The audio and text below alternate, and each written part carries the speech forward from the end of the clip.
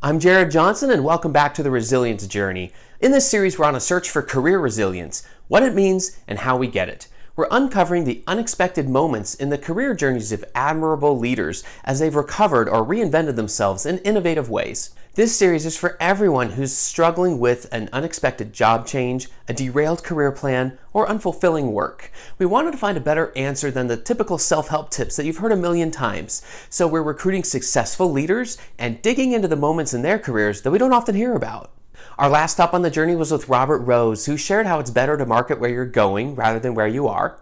We learned that career resilience means not bouncing back, but bouncing forward. And all the creative, innovative things that have ever been done by anyone weren't done by people who were any smarter than you or me. They just went out and did it. Our next stop on the resilience journey is with Jess Columbo, one of the nation's leading digital and social media experts. And by the way, her infectious energy made this conversation a lot of fun. One thing I really enjoyed when speaking with Jess was how mindful she is of the pressure that young professionals put on themselves, thinking that they have to power up the ladder quickly and take every step in their career path perfectly the first time. So if that describes you, I want you to pay extra close attention because Jess has some words of encouragement for you.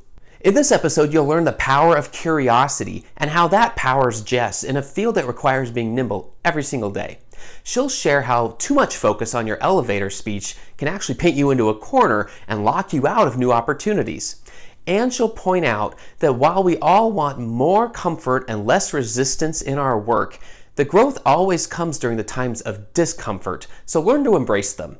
The journey continues right now, so let's get moving. Well, hey, Jess Columbo is here with me today. Jess, thanks for joining me on the resilience journey. How are you? Good. Thanks for having me. I'm excited to talk shop and everything in between. You bet. That's what I kind of like about this. It's kind of an intersection of talking shop and what you've got going on day to day, where you are now, but then how you got there. And It hasn't just been like this linear journey straight from there to here. Everything went according to plan. But, here you are sitting here. You're the founder and CEO of a well-known marketing agency, a marketing firm that's doing a lot of good in the world, quite frankly. And it's not as simple as, hey, I snapped my fingers or I wrote something down however many years ago and now I'm here. There's a lot along this journey. So what if we start with where you are now and then we'll go back of like what's gone according to plan and what has not gone according to plan to get you there. Yes. But let's start off with where you are now. Tell us more about Tiller Marketing and everything. Yeah. Okay, perfect. I'm excited to dig into the hard, good, juicy stuff. I call myself a reluctant agency owner. Accidental, fortuitous. We have been really grateful to have a really strong network who has referred a lot of fun business our way, a lot of meaningful business our way over the last 5 years. So much so that I've had to build a team. But that wasn't the plan. That never has been the plan. But I'm really grateful for it. And I'm lucky to be surrounded by a lot of folks that help me do what we do every day. So we're, to some extent, a full service Marcom, kind of boutique sized agency, explicitly for clients in regulated spaces. So that's healthcare, higher ed, banking, government, anybody who's navigating compliance and some really tricky stuff, but also trying to build brand and build community and build leads and bottom line. So we have kind of unique background and expertise in that space, that little niche, which is regulation and then community. So most of the work that we do day to day is digital and social strategy, but also a lot of execution and creative work in that space. But COVID has changed the game for a lot of us, and we're doing out of home and we're doing radio spots and we're doing things that we never had to do because we need to reach people in whatever way we need to meet them where they are. So we're designing billboards and doing TV spots, and that's been a really fun kind of extension and learning experience for us in the last 6 months. Well, there's a first step along this journey, right? It's like the ever growing, just the difference, the flexibility, the agility to have to expand a knowledge set, even when you feel like things are set. You got your team, here are the things we rock and roll at, and now we're doing other things. Right. Yes. And there's that line of, I don't want to say yes to something and stretch and make everybody uncomfortable, or not be operating out of our strengths and underserve a client, or have there be any kind of bait and switch. So when somebody says, can you do this? having that reconciliation moment within yourself of saying, well, I could figure it out. Is that a good use of our time? And is that a way that we're best serving our client? Now, with COVID and public health and needing to get out in front of people and make sure that they're screened or that they know to use a mask, an extension of the communications and the creative that we were doing and hopping in a recording booth and doing a radio spot wasn't so far out of our scope that we didn't feel like we could still kick butt for people.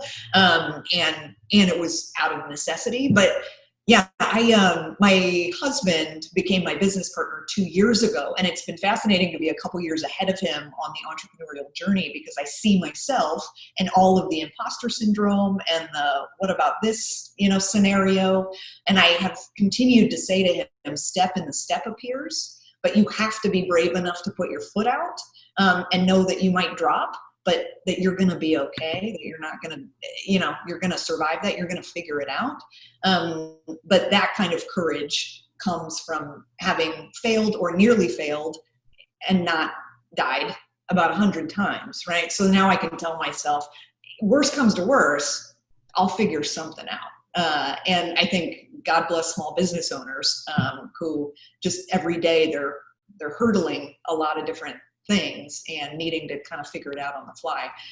Maybe when I have this idea that I'm going to get to a place where I'm really comfortable and I'm kicking butt and I feel like I'm operating out of my strengths all day, every day, but maybe at that point I would be totally dissatisfied with the journey, right? If I wasn't still curious and I wasn't still a little bit uncomfortable. Maybe that's a really important part of continuing to get better and to be successful. I don't know. That's a really interesting insight that you just uncovered. If the goal in our minds might have always been get to that comfortable place. Right. Yeah, it's 100% operating out of strengths, like you said. And yet the discomfort is likely part of what has gotten you to where you are now. Totally. Absolutely. Yeah. I suppose that's where the growth happens, right? Yeah.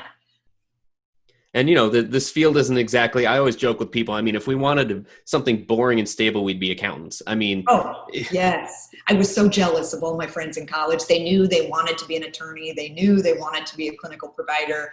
And I knew I wanted to be, a poet, much to my parents' disappointment at a very expensive liberal arts college. So I got a writing degree and I just wanted to get paid to write. And a lot of curiosity led me here. So, there's something really safe and secure about knowing, but I've always really operated in the unknowing and it's turned out okay so far. That's an important piece, right? It's turned out, and guess what's allowed you to not only roll with things, but to excel at things as they have changed. You're talking, I started out as a computer engineering major, then I became a psych major. Then I ended up with a PR degree that I haven't used in 15 years. I've been in, marketing. I learned how to code websites, like by hand while I was in college. And then like when it wasn't even a thing, I think there was like one or two classes you could take. And then lo and behold, like digital marketing and digital health weren't things then. Yes. But guess what's allowed me to kind of roll with that and not be like stuck in one framework of what I do all day long, been able to figure it out as I go. So sometimes I look back and I'm like, that definitely did not go according to plan. But then I'm like, okay, well, the plan was to focus in certain areas and to continually learn and use these strengths. Well, here was a way to use those strengths all at the same time. And it sounds very similar in terms of like where you've been able to figure that out. Marketing is, it's never going to be still. It's never going to like stop moving. And so it sounds like you were used to things not standing still, and that has served you well. I love how you're describing your journey because I tell a lot of people that I'm mentoring from a professional standpoint that your career journey will only be linear in retrospect.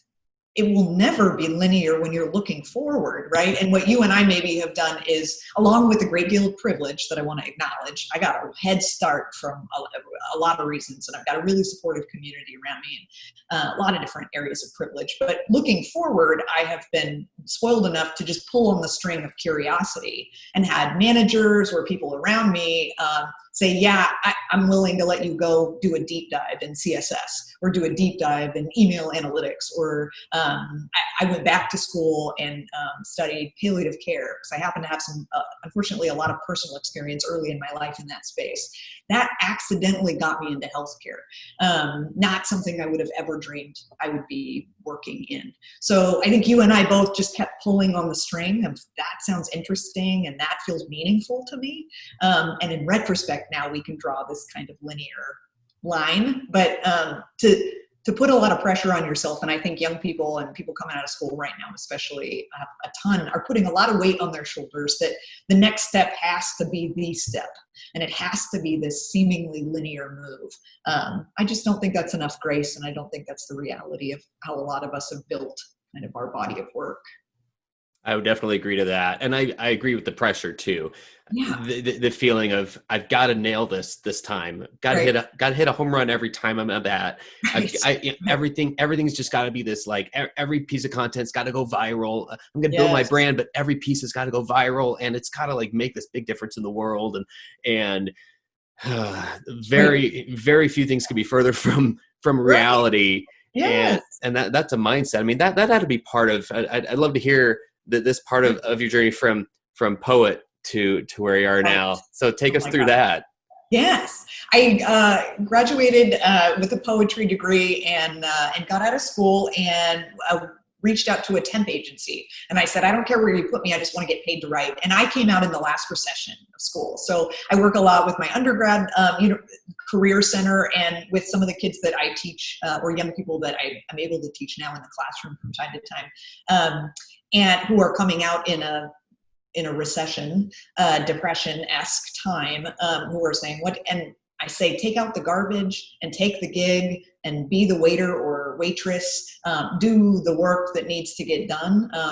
It will be very easy to create the story for the next hiring manager about how you worked your butt off to make it work during this time. And in the meantime, continue to pursue that portfolio work and the volunteer work and the stuff that is more in line with where you want to go. But I adore recruiters and staffing firms. I don't know why I wouldn't want lots of people looking for me on my behalf. And so I signed up with one and they staffed me at a PR agency. And I didn't know what PR was. And I was the youngest kid there and was taking out garbage and was cutting clips and was getting yelled at for not doing either of those things right.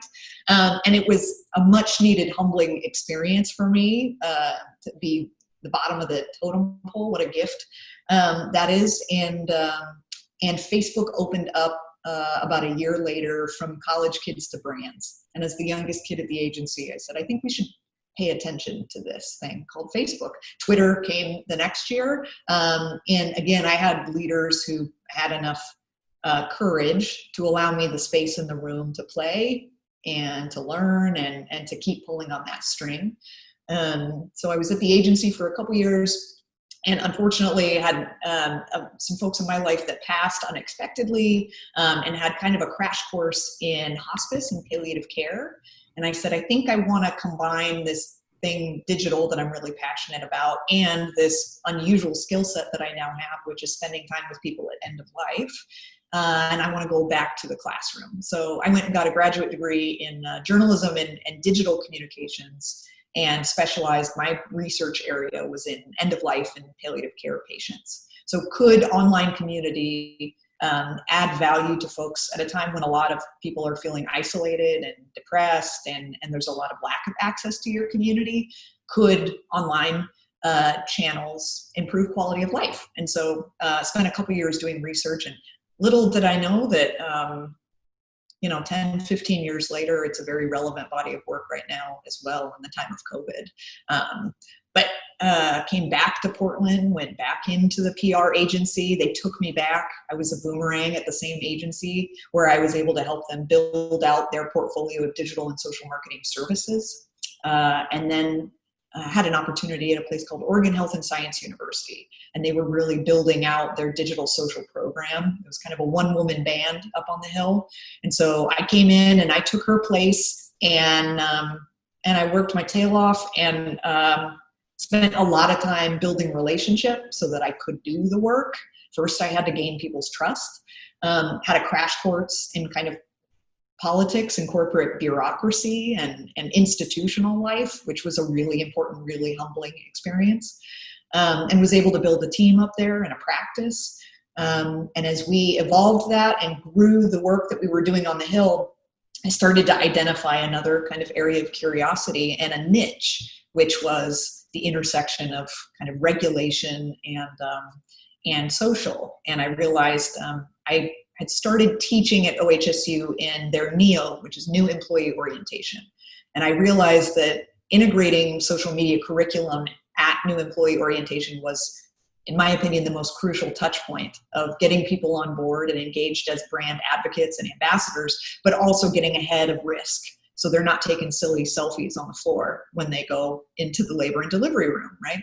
I didn't want to be the social media policewoman. I wanted to be the cheerleader of that space. And I thought, I think I want to teach full time. I think this is what I want to do, is just support people as they embrace this space and all the possibilities in it, but also knowing that they've got concerns around privacy or around data or around reputation.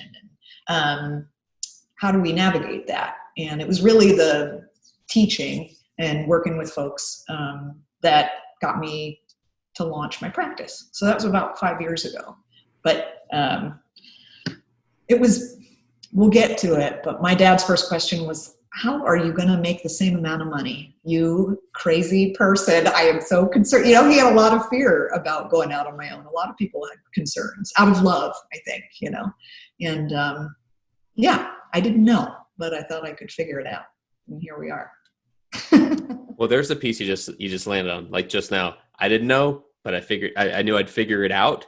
Oh my gosh. That is a mindset in and of itself. Let's dive into that a little bit. Like how, what allows you to think that way? Like what allows you to feel like I'll be able to figure this out? I don't know A to Z, but I know A to D. I can get there, and then I'll have a better vantage point to get past there. What allows you to think that way? Yeah. Again, I'm going to say privilege. And I had helicopter parents who just blew a lot of smoke up my ass. My whole life told me I was the best thing that ever happened to this planet, and I could do anything I could put my mind to. And unfortunately, I started to believe them. And also, I think I've been really grateful for a robust community, and in areas where I've been weaker or not had access or not had good visibility, I've learned to ask for help when I need to. So I tell a lot of people as they start their business, get yourself a great accountant and get yourself a great therapist. And that team of Avengers, I think, is the wind beneath your wings as a small business owner.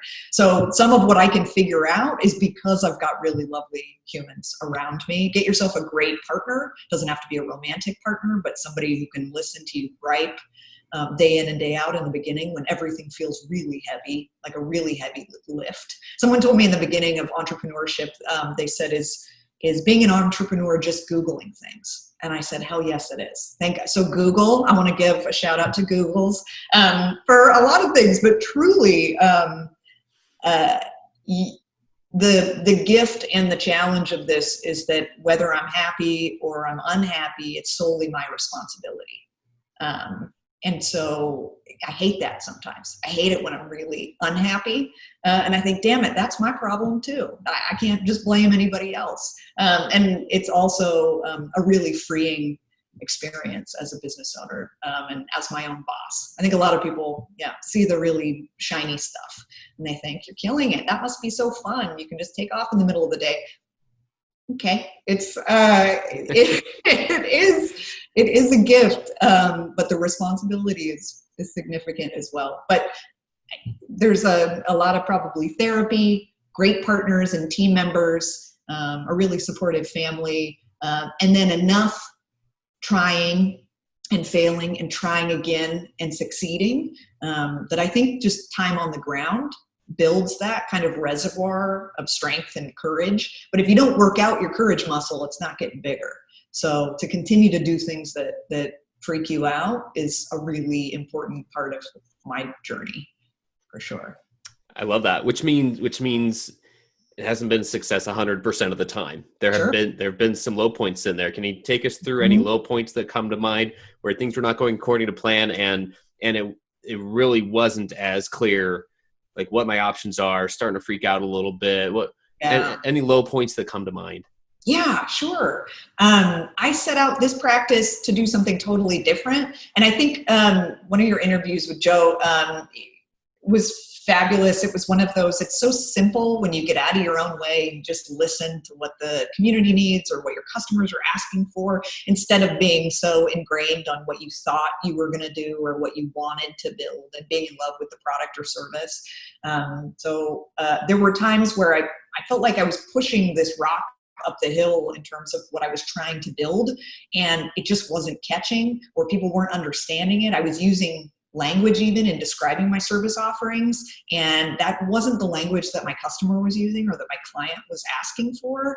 And so being humbled enough to understand that kind of the three-legged stool of what do I kick butt at, what are my clients ready for, and then where is my joy, and how do I design a practice, where I'm sitting in something that really energizes me a lot, and where I feel really strong in my skill set, but also that meets my client where they are and is really empathic or compassionate to where they're at, is something that I struggled with, and I still struggle with, I think. I have a lot of grand plans, and I think giving yourself the flexibility to be nimble and to pivot, especially with COVID, is paramount. I had a body of coursework and some books and a lot of things in production in Q1, and everything is sitting over here. And you flog yourself about all the things you coulda, woulda, shoulda been doing, and the things that you should be. If I wanted to do my morning pages and be a writer, then I should be up at 5 a.m. writing. But I'm not, and that's okay because I'm really tired right now. So I think there's a lot of challenges that were around trying to force something that it wasn't the right time, or I wasn't ready to actually, bring to market. I also had times where I took on work, I underbid, and I said yes to distractions that I thought were opportunities, because those things look very, very similar. But I knew it wasn't the industry. I knew it wasn't a mission alignment. It in your gut. And I took it because I was scared, because the money looked good, because the security of having it on a retainer felt good. And then it was a painful ride. And I'm a bit conflict averse. So firing a client or squandering something and being in a situation that's not right to the point where you have to part ways, it's just an unnecessary goof up. If I had addressed it earlier on, and again, I chalk it all up to a big boatload of learning as I go along. But I've had some painful breakups because I wasn't courageous enough at the jump. And the big asterisk is sometimes you need to take those gigs because you need to pay your mortgage, and that is totally okay too. So just a big heaping pile of grace onto yourself, because even the goof ups, I feel like, are unbelievably valuable learnings. Yeah, 100%. Yeah. I don't know any successful person who has said, I got here in spite of those. It's like because of those Yes. points. And Because of, in spite of, I love that. Yeah. Yeah. A lot of pain in the moment. And like you said, we can look back and things seem linear. We can look back and say, oh yeah, that was good for me. I mean, just like a lot of other things in life. And it is so not clear in the moment. And I like one other thing you said about just giving yourself the flexibility and the grace, because I feel like that's harder to do when you're so set on caring what other people think. There's a difference between that and if I make a mistake and people see that, like I'm screwed. People's perception of me is going to go down, and I'm not going to, in my case, your case, I'm not going to get that client because they're not going to think I'm the right match or the right fit for what their needs are. And you can spin yourself in circles with that type of self-talk. So how do you know when to pay attention to what people think and when not to? Yeah, that's a really great, you're making me think a lot about, I think a lot of us are worried about like your elevator pitch and your your personal brand, right? Am I the healthcare gal? Am I the compliance gal? And I had initially, when I started, I was seeking out a business coach, and I still believe that business coaches can be incredibly helpful. I happened to find people who wanted, without throwing anybody under the bus, there were styles that were either too woo-woo and they wanted to kind of hold hands and be, and or styles that were really like, here's what you got to do, let me tell you, little lady, what you got to do. And neither of those really vibed for me as a business coach. But a lot of those folks were telling me to be more, to prioritize and to really build something that could be scalable or replicable, but to be more focused. And so I spun for a long time about how specific I needed to be so that I had that really clean elevator pitch, so that people knew in one line what I did and what I didn't do. And what that does then is kind of box you into, what if I want to explore this other thing? How do I tell that story? And admittedly, I still think about that, especially on LinkedIn. I'm starting tomorrow an end-of-life doula program. In addition to this body of work that I do, I continue to still be really passionate about that space. And I want to, on the side, in conjunction with, maybe to supersede my marketing career at some point, I don't know. I wanted to go back to school and continue to learn.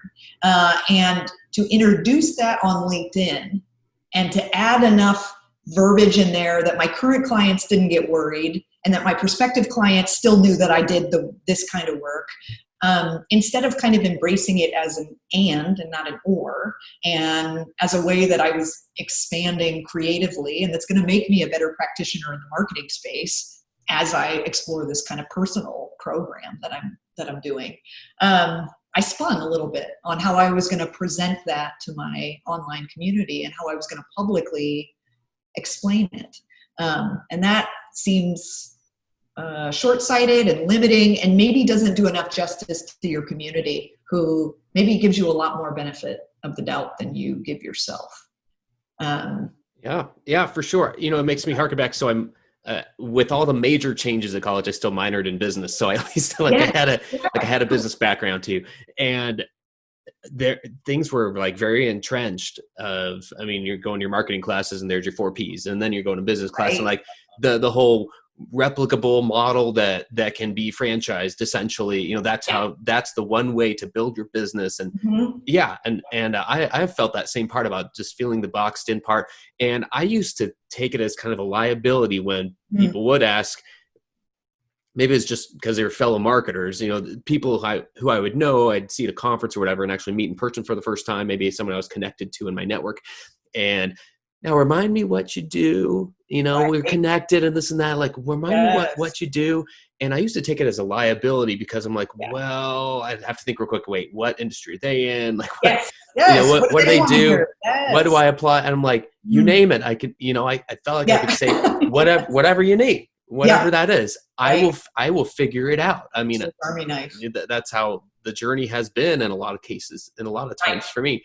And that quality of, I'm starting finally to see that as an asset where, okay, like here's what I do now, but here's the umbrella of that. Here's why. I mean, it's hard to fit it in an elevator speech now, and I'm okay with that.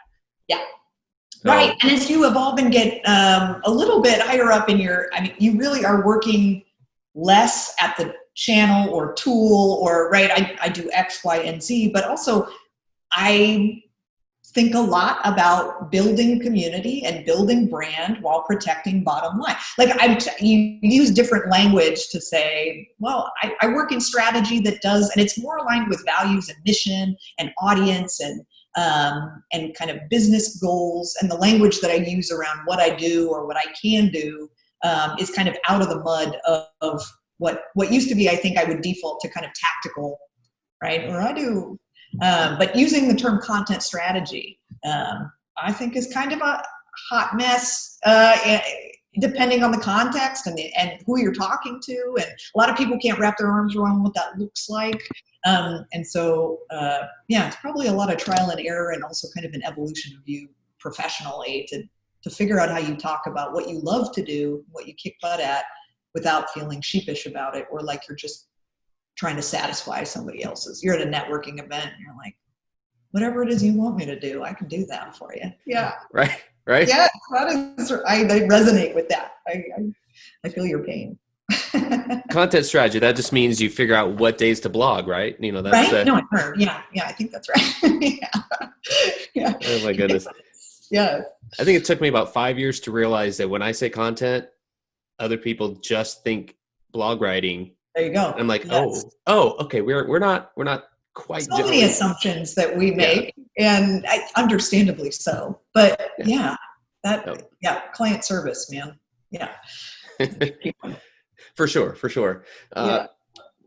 Any thoughts there on like the role that personal brand has played in your career and your path so far, and how do you keep it relevant?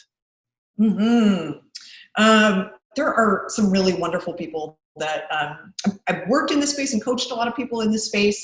I think a lot of it has been more organic because of my personality and kind of my journey and the personal brand that I have built, but I think a lot by, I want to say default, because it's been really, really organic. But I see a lot of coaches, personal branding coaches, that, are more explicit and more dialed in the way that they're explaining it to prospective clients. But I was speaking with someone recently and said, I'm mostly interested in what you're excited about and what pisses you off and what you want to be different in your space. I want to know that you have opinions, and really strong ones, about the things that you care about. And then let's put that out in the world in a way that's accessible to the people that you want to engage with. And that is the whole of your professional brand. So I started speaking. I think it can be as simple as that. I started speaking when I left OHSU about the work that we had done there, and kind of went on the speakers tour and did a lot of speaking for free before I got to a place where I could get up the gumption of asking to be paid to speak a couple years later. But I was unapologetically myself, and I am very palatable and exciting to some people, and some people fall asleep, or I'm just not their flavor, and that is totally fine. I move towards the people, with whom my personality and my content and my values are a match. So I was frequently introducing myself as the over-caffeinated, over-excitable Italian.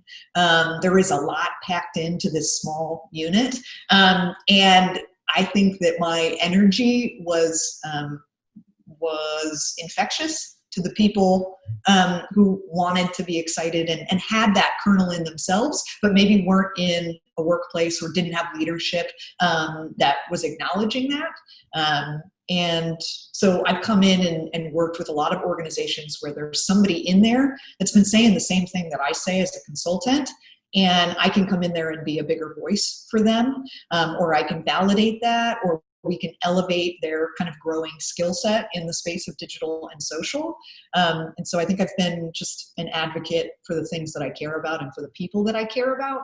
And I think that's created whatever brand I have. So 5 years later, for good or for bad, 100% of the business that we've had is referrals. And I think my personal brand is authentically rooted in taking care of my online community and the people that are in my community offline as well. And they continue to take really good care of us. And so I'm not going to mess that up. So right now I'm excited to be a part of this conversation, because you're giving this huge gift to people who might be struggling or being, thinking twice about where they're headed and what direction they're going next. And I think this is a gift to people, and it comes back, tenfold. So I've admittedly not had a documented personal brand statement or, any kind of content billers identified in that. I've tried very hard, because humble brags, people smell those coming a mile away, but that's how I started on LinkedIn, just making myself look bigger than I was by talking about everything that I was doing, and running myself ragged doing all those things. So at some point you got to figure out where burnout lies too, and be a little bit more intentional about, where you're investing your energy. But does that answer your question, or does it ramble around it? Okay. No, 100%. That's going to be a relief to a lot of people who watch this of, you didn't have a gimmick. You didn't have to come up with some song and dance, some dog and pony show. That's your personal brand, because I hope people don't think that's what you have to do. You don't have to be the 15-minute marketing video while I'm juggling, whatever it is. And here I am saying that. And I kind of built a personal brand for a while on rapping on stage. And I'm like, I generally look back and I'm like, okay, that has been fun at some times. And at other times I'm like, I hope people realize like that was just to like keep them awake. Yes. And that was it. If that got you to think differently. Right. Yes. And there's a lot more to the brand, like what I'm thinking about than that. And I've intentionally, just put more thought-provoking questions out there versus trying to be like an entertainer. And I feel like it's, for me, I can think of it as like my personal brand is starting to grow up a little bit, because I'm still I don't know if I've ever reached adulthood, like maturity wise. So I might always have a little bit of that in me. Yes. But I can say, I can see how things have evolved a little bit as the conversations have changed. And I like how much you keep mentioning community. As we kind of start to wrap up here, any thoughts about, like, any final thoughts about community, how to keep in touch with people, as tactical as you want to get here? But how to build a community when somebody just thinks it's just me. Like, what am I going to do? Like, do I have to, people just must have somehow got a lot of followers or people who want to connect with them. How do I do that? Right. Yes. Okay. Love it. I would say reach out and connect with recruiters and connect with staffing firms so that you can have a larger team of Avengers that are looking for you and supporting you in job growth and professional growth. I follow up and I make a joke of it in every meeting, saying, I'm going to stalk you after this on LinkedIn, but I'm going to let you know that a LinkedIn connection request is coming to expand my network. I generally accept anything that feels like it's an authentic request to connect with me as well. And you can kind of smell the ones that are funky or that super salesy or are spammy. And then the same way that you would build social media community, you'd say, okay, give as a brand, and then make the ask, but make sure that they're primed for the ask by being really generous ahead of that. I share jobs that I see. I share, I champion folks as much as possible and congratulate folks and do it in a way that feels comfortable and natural to you.